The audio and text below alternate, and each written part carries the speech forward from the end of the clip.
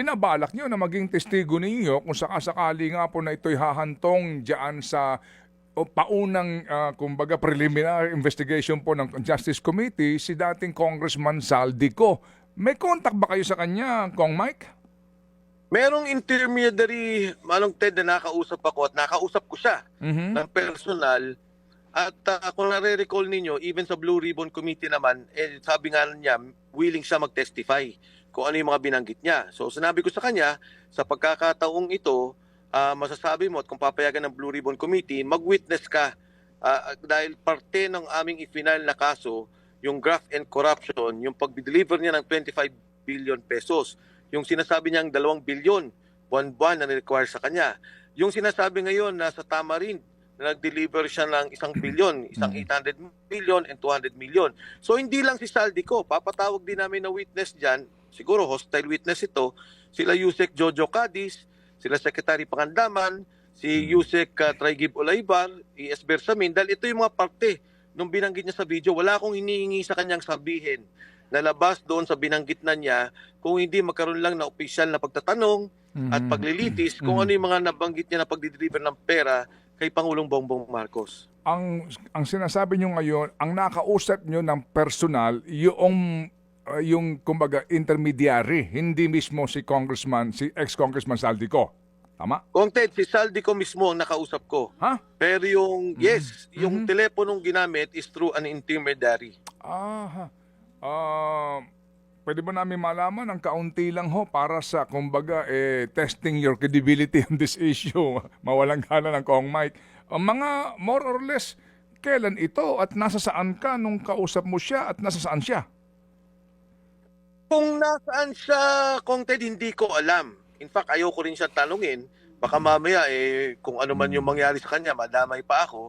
Pero ako, nasa bahay ng mga panahong yun, and yun, nakapag-usap kami, and yung ang binanggit niya, kasi ang unang discussion noon was, etong Tamarind na binabanggit doon sa Blue Ribbon Committee nung last hearing, na sabi niya, dyan din yung binanggit ko na nag-deliver ako ng 800 billion, 200 billion. At binanggit ko sa kanya, mag-file kami ng impeachment case at ilalagay namin siyang witness doon sa kaso. At sinabi naman niya, wala naman siyang problema doon, pag-aaralan lang niya kung paano. Sabi ko, well, hindi naman ikaw yan eh. Let the Committee on Justice decide if they will allow you, kasi that will be under suspended rules. Manong Ted, di ba, dahil wala siya dito.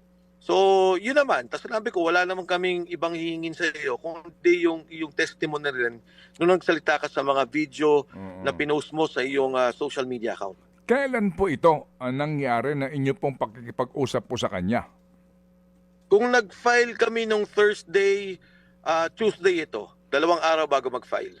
Okay. And then, nung siya kinausap mo, mga anong oras yun? Kung sakasakali po, para lang sa kwentada natin, kung siya nandoon sa Europa o nasa Portugal, kung mga anong oras yun?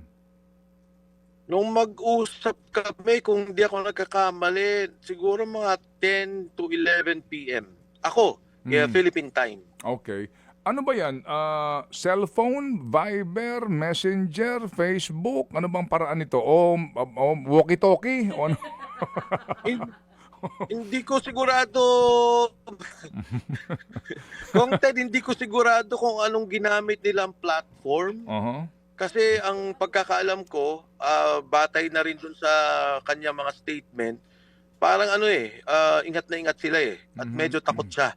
So hindi ko alam, may mga platform ata silang ginagamit na bago kasi hindi ko naman telepono yung nagamit nung mag-usap kami. So yung bang intermediary as in kasama mo siya in person, yung telepono o gadget ng intermediary ang ipinahiram sa iyo o hindi po ito harapan yung intermediary po? Kasi ngayon may pwedeng ganun, conference call, parang ganun. Hindi ba? May mga ganun kaparaanan. Ano po ang mode nito? Yes. Magkasama kayo ng intermediary? Hindi. Well, nung mag-usap kami, nung una kaming mag-usap, magkasama kami ng intermediary. Yun ay mabilis na naging usapan lang. So, yun nga, umingi ulit ako ng pag-uusap dahil nga doon sa filing. And doon sa pangalawang pag-uusap naman,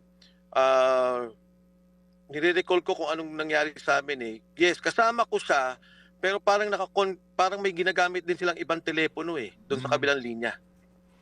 Ito bang intermediary mo ay dating congressman o kasalukuyang congressman, politiko? Sino ba ito?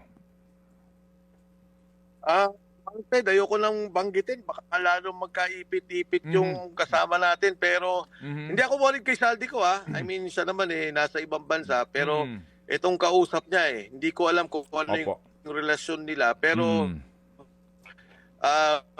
mukhang kilala mo na rin siguro kung sino itong mga malalapit sa kanya. Kay Saldi ko. Opo. Yes.